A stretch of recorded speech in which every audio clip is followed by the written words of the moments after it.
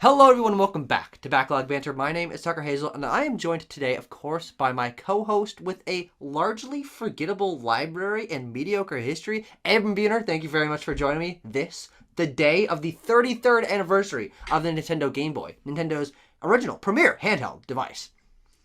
Now, Tucker, I thought you were going to call me your COVID-riddled co-host because I am Oh, I am in isolation right now after 2 years. I finally got COVID the day we were supposed to go to fucking PAX. oh yeah. So we're here to do the only thing that'll cheer me up, and that is talk about the Game Boy, a system that, as Tucker said, we might be slighting in this video. But before we do, Tucker, I think there's some plugs we got to give. Yeah, some plugs that include, but are not limited to, join the Discord, the link that is in the top of the description, subscribing to the channel, ringing the bell, leaving a comment, and go tickle your nearest significant other.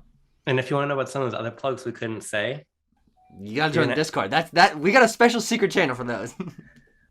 So Tucker, we're here to talk about the Game Boy, but like, what are we gonna say? And this is kind of the problem we had, and the reason you just saw a cut in the video because, like, believe it or not, if you've been around Backlog Banter, you know that we're big Nintendo Oh fans, yeah, and you can also tell by our youthful complexions. Um, we rosy weren't cheeks, around for the Game supple Boy, bottoms. Yeah, but of course we love Nintendo history and going back to it. But in our discovery of the library that came before us, I think there's this interesting thing that cropped up that I noticed when I was writing for Retroware, which is like people talk about the Game Boy, but when you talk yeah, about the Game Boy, you're talking about Pokemon, you're talking about Tetris, you're maybe throwing in Link's Awakening, you're maybe throwing in like Mario 2 or Metroid 2 or whatever the fuck you want to put in there. And by Mario 2, I yeah, mean Mario Land 2, because no one gives a shit about Mario Land 1. Sorry, Tucker. I don't care. That was a launch game. But my point is like, as we just discovered, you found out there's over 1,000 games in the library. And of course, every library has a shit ton of shovelware. of course. But even in the list of first and second party exclusives, third party exclusives, like people, we talk about such a fractional amount of them, and I Yeah, think that's so interesting to explore. yeah. It's interesting to think about that. Even the as you said, the first party games on there. We're looking at the list of first party games, period, and we're like, Right. okay, they had some good representation across most of their major franchises at the time. But even for those games, it really is only the top of that crop that matters anymore to history. When you're talking about Yeah. Metroid 2, that's the black sheep of the series. When you're talking about the sequel to Kid Icarus on the Game Boy, most people are like, what the fuck? There was a sequel to Kid Icarus on the Game Boy? And that kind of applies to a lot of this. Like, okay, yeah, Super Mario Land, it's the weird 2D one. Like, no one Right. really gives a shit about it. But Super Mario Land 2, hey, good game. But that good game that still holds up today, that is interesting for the series, is kind of the outlier for the majority of these franchises that are, on the whole, like adaptations of the console version, but a little bit worse, which makes them interesting but largely unmemorable. Yeah, and that's what's so interesting. I think part of the problem about with the Game Boy library is like it is that, but it also isn't that. Yeah, So what I mean is like, yeah, you've got Mario Land 2, and you're thinking, oh, now we're trying to get closer in like technical fidelity and mechanical parity to Super Mario World. yeah, Link's Awakening, right? Where we're kind of aping these console ideas and bringing them here. hmm, But like you just said, we have a sequel to Kid Icarus on the system, right? yeah. Not, We've not that got that was going to be popular, period, because Kid Icarus isn't right. popular, but But like, why did that end up moving? Why wasn't that on Super Nintendo, right? yeah, There's questions to wonder there. There's questions to wonder about these new IP. I mean, Kirby started on the system, hmm, Pokemon, all these. It's very interesting to try to track. Like, we are having a conversation a little while ago on the channel about what is the Switch's identity. yeah, And we kind of came down to the point that maybe there isn't a super defined one. hmm, And I think that Game Boy is really, really similar in this regard. sure, Because okay, if it wasn't like that, I think there'd be a much stronger sense of what Game Boy is. Like you can look back on DS hmm, in 100 years from now, yeah, and you're going to have a lot of games to talk about that all kind of funnel into this central idea of what DS was, yeah, right? But I think if you're looking back on Game Boy, you can't really do that because how do you really put into conversation like Kid Icarus of Myths and Monsters and Wave Race and Kirby Dreamland and Metroid 2 and Link's Awakening and Pokemon? yeah. I do think that, and this is kind of spinning that same topic in a little bit of a different direction, is Yeah, the Game Boy does have a very strong identity of its own. That is, it is Nintendo's first handheld system, sure. but that does not apply to the library. The library doesn't have that cohesion, which is I think what you're talking about, applying that to DS or GameCube or Wii U that have obviously cohesion across their libraries. The identity of the Game Boy is the Game Boy itself. And the That's a great nostalgia for point. Game Boy for most people is that gray brick and the green weird color palette and those red buttons and having to get the backlight and or the front light and putting batteries in it and stuff and playing a handful of games that are super memorable. But because of that, the library isn't what people largely have nostalgia for. So one other thing that we want to talk about here in why this is such a peculiar thing to talk about Nintendo history is Nintendo doesn't lean into Game Boy nostalgia like they do for essentially everything else. We're starting to get into the era of DS nostalgia a little bit, Game Boy Advance nostalgia a little bit, GameCube nostalgia, but NES, Super Nintendo, N64, huge amount of nostalgia for all of those that Nintendo recognizes and they absolutely lean into. 8-bit Mario's everywhere. We're starting to get into Link to the Past and Super Mario World and Ocarina of Time and Mario 64 nostalgia. But you're not seeing Mario Land nostalgia and original Link's Awakening nostalgia. Pokemon, of course, and Tetris being the outliers here because those franchises have such an identity of their own that frankly are now entirely divorced from where they started. You don't think Pokemon Game Boy, you think Pokemon is everywhere. Pokemon is its own thing. Tetris is on every system. Pokemon is on every Nintendo system and every medium. It's the biggest media franchise on the planet. The Game Boy was a catalyst for those, but because of its own identity being the console, you don't really lean into the nostalgia of its library. Yeah, I think you made a really good point about that because when you do think about Game Boy, it's the iconic like power on noise. Yeah. And it is the look of the system, it's the feel of the system. And I think part of that might be, as we were discussing, I forget when we were talking about it, is it might have actually been in the part of the video we cut out. Possibly. But like that was not that long ago, by the way. If your memory is failing you already, we have a few questions to ask. the idea that like maybe the games don't hold up. Mm-hmm. And because when we do see a championing of these games, it's from the perspective of we're here to completely remake them. Yeah. So Link's Awakening, Samus Returns, right? Red and Blue, even with Fire and Leaf Green, Let's Go, that kind of stuff. Yeah. But you're right. You don't see just like the iconography of these games and these versions of these characters represented elsewhere, and which is interesting because the system, as you're saying, did reach a level of ubiquity. Yes. That you might even argue that a lot of like the SNES didn't. I mean, obviously the Game Boy far outsold it. Yeah. But you don't talk about it, and I have to wonder whether or not the modern day quality of these games, or in some cases lack thereof, plays a role in that.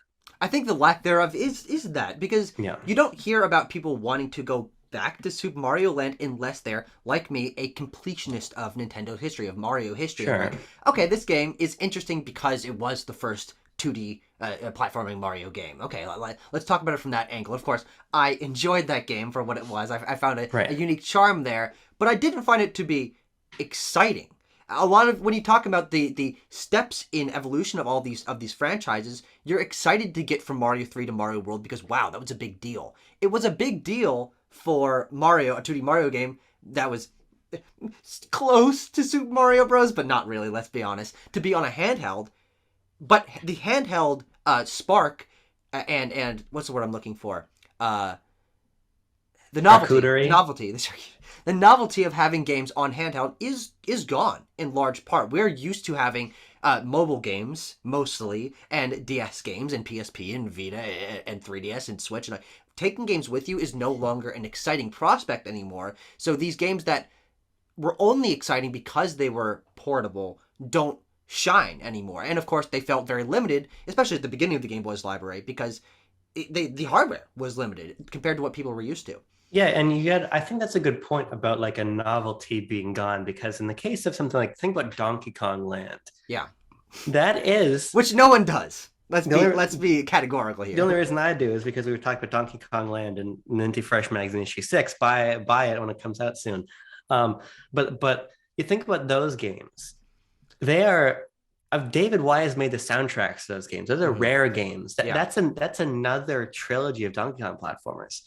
But the tenor of discussion around those games is that they are a conversion. You think about a worse version of the SNES games, right? And but the thing is, like, it's not necessarily worse because the games for the game, as Nathan Ellingsworth told me in his wonderful piece on the subject, like the Donkey Kong sprite is so big on that screen that like there's no room to maneuver on there. Hmm. So they were, as you're saying, hampered with technical limitation. And even when the level design did improve those later games, it's still the narrative of, yeah, Rare managed to bring country to the handheld, right? Yeah, And I think from that lens, of course, Game Boy is so important because it really taught Nintendo and these various teams and sort of incubated this philosophy of we can bring our console games in spirit to handheld. And that is what they've always done, right? Even before the hmm, Switch, you think about the ways that Nintendo was able to convert their biggest console titles for handheld. There's always like kind of sure. parity there, right? Hmm.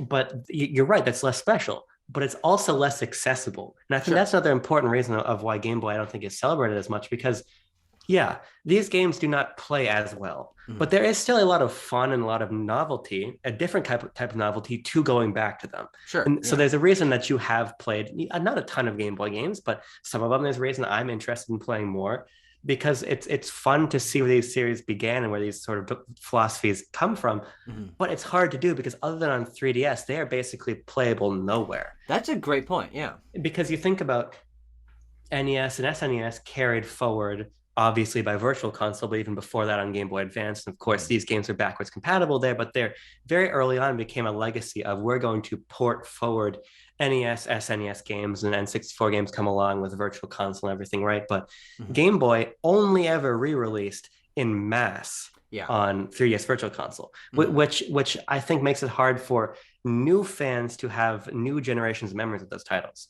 Yeah, that's a great point, and I think it also sort of ties into the fact that the title of this video, no one really cares about the Game Boy, and I would even add a little addendum onto that, even Nintendo, because Nintendo has been leaning into NES nostalgia since Right. the Super Nintendo, and we're talking about Game Boy nostalgia. Nintendo has never leaned into it, and the reason that they're bringing Super Mario Bros. Forward each generation is because even they recognize this is obviously an important game. It's a very good Yeah. game. I like Super Mario Bros. Quite a bit, but that nostalgia has never stopped. It started from the beginning and it has just kept going. But they never kickstarted the Game Boy nostalgia until frankly maybe it was too late. Maybe the people who grew up with the Game Boy and having it be their first handheld Nintendo system aren't into Nintendo anymore by the time the 3DS comes around and oh those games are back. Oh this is exciting. I get to play Kid Icarus of Myths and Monsters, Yahoo! But like, there wasn't that continuing reverence for it because it was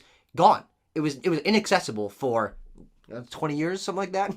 And so that's what's interesting because like the Game Boy lasted for so fucking long. Exactly. I Yeah. mean, so many of the count Game Boy Color as part of the family or not, it doesn't really Yeah. matter. The point is, a lot of the games that really mattered to that system, even the ones that are more, I hate to call them cult classics, something like Donkey Kong 94 that Yeah. has great reverence in the community. Like Donkey Kong 94 came out 6 months before Donkey Kong Country. Yeah.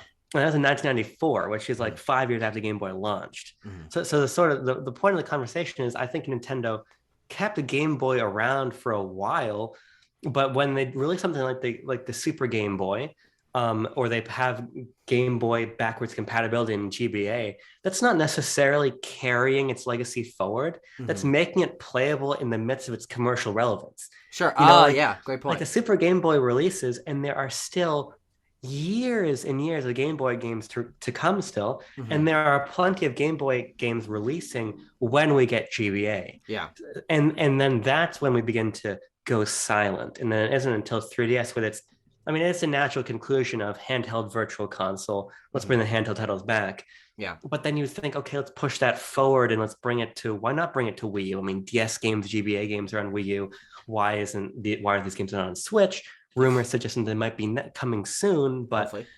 but I think it totally is a factor that past commercial relevance, the games disappeared.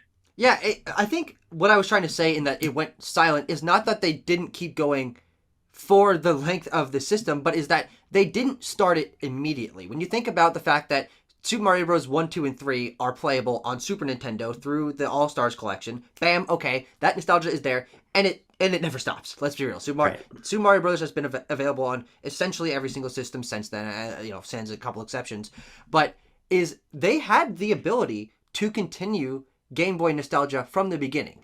Right. Game Boy Advance, we get NES games converted to Game Boy Advance ports. Great. NES nostalgia keeps on trucking. Why wasn't there a Super Mario Land collection on the GBA? Why weren't they remaking those games from the beginning? Why wasn't there on DSiWare? Why couldn't you buy Super Mario Land? Why couldn't you buy Kirby's Dream Land? Like, they had the ability to start this nostalgia, but I think frankly even Nintendo realizes that the Game Boy kind of acts as a weird black sheep of their history of games, because of course these are well designed games, but they're well designed games for the Game Boy, for early handheld gaming. And I think because of that sort of clunkiness, there's sort of like, all right, maybe we don't recognize Super Mario Land because it doesn't hold up as well. And I think that does apply to a lot of these games. Yeah, no, I think you're certainly right. I think there's might be a cool comparison to draw between like Game Boy and N64. Sure. In the sense that N64 games, yeah, they don't, a lot of them from then, throw in Saturn, that's what people are talking about Saturn, but really throw in PS1 in that conversation and say, Yeah. A lot of these fifth generation systems super important, but the games don't play like they did in 1990, fucking 5, 6, whatever. Of course. So I think there's certainly a component there because I think the Game Boy is no less important. I mean, of course not. Yeah. Because I think what people sometimes forget is that while Nintendo's consoles lead the charge in terms of the way that they're considered, it's the handhelds that have always been Nintendo's most lucrative business model. Yeah, most successful. And in the sector of the industry that they've always fucking killed. Yeah. They have killed. I don't care what anybody says. They killed the PSP. They sold. Yeah. Actually, I don't know how many units the PSP and Game Boy sold. Keep talking. Yeah, PSP sold 80 something million. Okay, well, you fucking know all this. How many you need to and DS I believe is at the highest selling of all time with 154, something like that. So they sold it 2-1. So shut the fuck up. The PSP, it was good competition, and the DS it wasn't. And you're wrong if you think that it was. And hopefully it's safe enough in the video that nobody will actually get to it and call me out on it.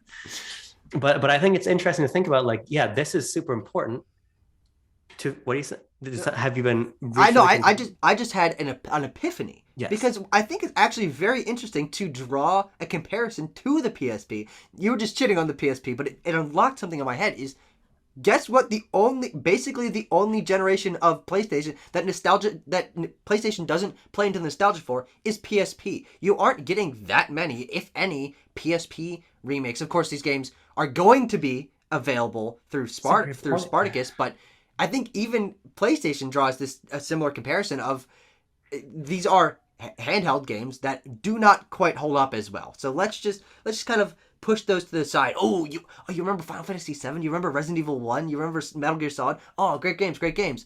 Oh yeah, a couple of the PSP games were kind of cool, but they're just this is Chains of Olympus. It's the worst version of the PS2 God of War games. This is Daxter. This is not the Jak and Daxter games on the PS2. A lot of these games fall into that similar vein that we're talking about and I just think it's it's just a similar pattern. So I think that maybe there's something there. It's not just Nintendo. It's the concept of novelty of handheld, not necessarily translating to continuable accessibility, playability for these games. No, I think that's a great point, but I think the difference comes back to the PSP isn't important to Sony. Sure. It's important to them in the sense that it was their attempt at making a handheld. Yeah. And I'm being a shithead. It was a very successful one, right?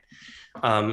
The PSP is a great system, but PlayStation's DNA has never lied in handhelds, right? Of course not. Their lineage is the console. So it makes sense that when they say, hey, do you remember? They are talking about PS1, PS2. Of course. But Nintendo should be talking more about Game Boy because Game Boy really did make them in a lot of ways. I mean, obviously, they were successful across the board, but as handhelds continued to be successful, consoles did slip. Mm-hmm. But we always return to the glory days of consoles, but not handhelds. And maybe you're right. Maybe it's because that never was the glory days of handhelds. But it was the important days of handhelds. It was the birthing stage of Nintendo's handheld efforts. And I just don't understand why it's been so easily forgotten, especially because those games could be so simply brought forward. Yeah, that's the other thing. Of course. Because if Nintendo cared just about bringing over their classics of a certain quality, then why is there a 3D Classics Urban Champion? Yeah. Like, it would not be hard to say, and here on Switch on day one, fuck it, here are all these ROMs. It would not have been hard to do that on Wii. No, right? Of course not. Yeah. So it would have been very easy, of course. You play this with Wii remote. You don't even need another controller. Mm-hmm. D-pad A/B, very simple. One, Yeah, two. they're essentially the simplest games that Nintendo has ever made. Not only from a control perspective, because there are no gimmicks on the. I mean, except for if you're like talking about Kirby Tilt and Tumble or fucking whatever. There are very few gimmicks for the Game Boy. So they could be repeated. They could be revered. And I think that kind of brings me back to my idea of why weren't these, obviously there's something about these games that is why they aren't remembered or revered by Nintendo specifically, because I'm thinking to an alternate history where the Game Boy is more revered, and they do with Game Boy Advance make a remake of Super Mario Land that brings it into that conversation, and we continue getting those games, but that never happened. And obviously we're not Nintendo, we don't know exactly why, but it certainly is an interesting thought to have. I want to bring in another wrinkle though, because you said something that is wrong. Now that's nothing par for the course dealing with Tuck Hazelnut. You said these are the simplest games man's ever made. Mm-hmm. But that's not true, because they did the Game & Watch before that, and the Game & Watch arguably is celebrated far more than Game Boy is. I think also that I just want to justify my own thought process. People do not think of Game & Watch games as games, frankly, and not as video games. They have their own weird technology. No, you're totally right. I again, as usual, I'm just shitting on you because it's fun. Yeah, of course. But what's funny to think about is that the Game Boy Game & Watch has consistently been celebrated and remembered and championed throughout the history of Nintendo. Yeah, because obviously it comes out, that is really the progenitor of hand. I mean, the Game Boy is handheld gaming as we know it. Yeah. But the Game Boy wouldn't happen without my boy Gunpei Yokoi and Game & Watch. So then Game & Watch games get the Game & Watch Gallery series on GBA, Game Boy Color, even in the Game Boy Advance. Mm-hmm. Game & Watch games are the ones that come to DSiWare. Yeah. Oh, true. Yeah. Game & Watch is the character who becomes sort of like a cult hit throughout Smash Brothers. Yeah. Its anniversaries are celebrated with Game & Watch handhelds in the Switch era. Yeah. You know, that is really fascinating to me then too, because then that says to me, who gives a shit about the actual content of the game? Because as you're saying, people don't even consider these LCD games to be traditional. Yeah, of course. They get celebrated all the time. Yeah, I mean that's really fascinating to think about. I don't know how much more I have to add about that, because I don't have any. I've never played a Game & Watch game. I've never even played one of the galleries or the ports to fucking DSiWare or anything. I have no experience with them. But I'm also not a big high score gamer, period, so I don't really think that they would appeal to me. But a pocket of Nintendo's history I've never dealt with. Yeah, it's just peculiar because it raises even more contradictions and like undercuts. I think in part that it might undercut our entire idea that maybe these games are not good enough or robust enough to be brought forward, because yeah. I think the last thing that I want to talk about is kind of where not the idea for this video originated, because you fucking messaged me an hour and a half ago and you're like, shut up, stupid, come talk about Game Boy. I'm like, I did say that. All right.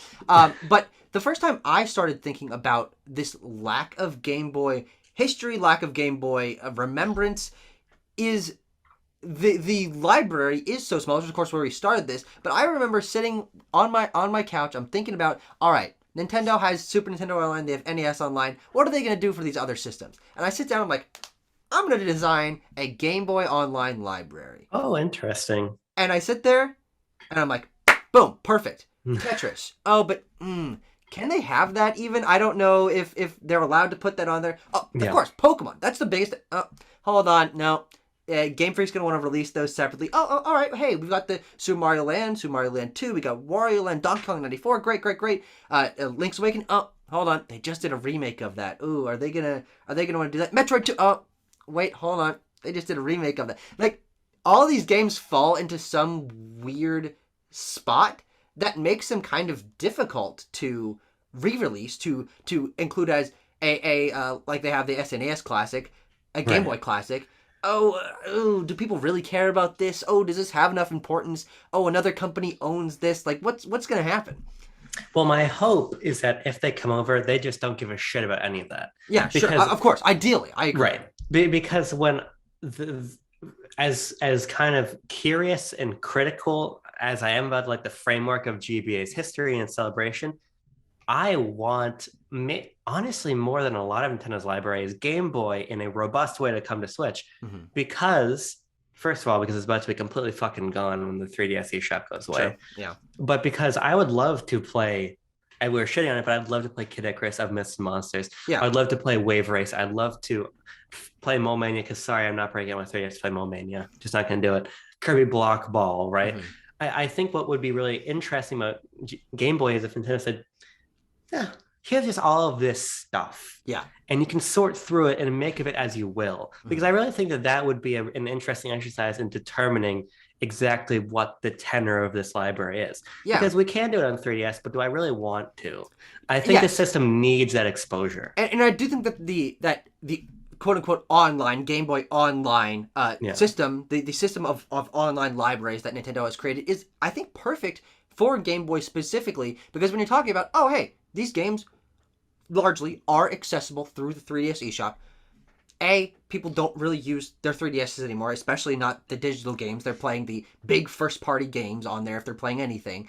But also, so of course the Switch is superior to that. But also, buying a lot of these games separately, whether it's $3, $4, $5, whatever, is not like people aren't gonna drop $5 on Kid Icarus of Myths and Monsters because no one talks about it. Like it's not a game that's revered like Link's Awakening or Super Mario Land. So if you're giving Game Boy Online a thing, and of course, hopefully, ideally, they don't care about these caveats that which we're talking about. Ideally, if we're talking about realistically here, yes, those are taken into consideration by Nintendo. That has been shown with their other libraries.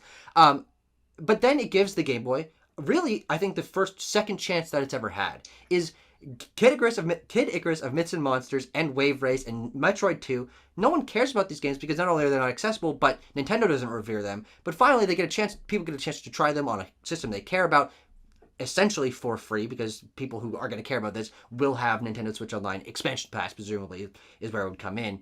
And then they could just dabble in them. They could try them. They would know that there is a Donkey Kong Land series. They Right. would know that there's a sequel to Kid Icarus on Game Boy. And suddenly these become a larger part of history in a way that they've never gotten the chance to be. Yeah, I think that this is a system that needs experimentation, and it needs Yeah. people to kind of reconsider it. And you're totally right. Because even I, as a humongous Nintendo fan, who is like thinking about buying a copy of Shigesato Itoi's Fishing on Mhm. N64, like even I'm like, do I really want to charge my 3DS to then go play Kid Icarus and the fucking resolution is blown out, or I can play like the size of a postage stamp with Mhm. the fucking fake border? It's like, bring these games to Switch, as Tucker, you're pointing out so aptly, play a little bit of it here and there, Yeah. hop in and we can sample, because it would be so exciting if the two of us could have a whole series Wow. playing Oof. through these games, Yeah. getting a sense of them, establishing what we think the legacy of the system should be. Yeah.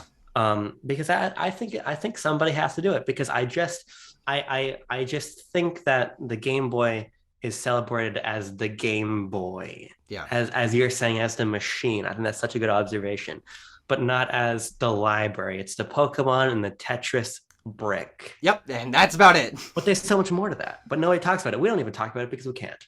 Yeah, and I think that's where we come down when we title this video. Nobody really cares about the Game Boy, even Nintendo. It's not saying that the Game Boy is bad. It's not saying that probably the majority of its library are games that aren't very good, but that the Game Boy library is bad as a whole. But is that nobody cares about the Game Boy because we haven't been given the chance to, especially if you did not grow up with the Game Boy. People who have memories of the Game Boy are people 10 years older than us who had one when they were growing up. And that's not something we ever had the chance to do because Nintendo has never allowed us to dip back into this. So Nintendo, start giving a shit about the Game Boy. We want to give a shit about the Game Boy, but you ain't letting us. We want to shit on the Game Boy.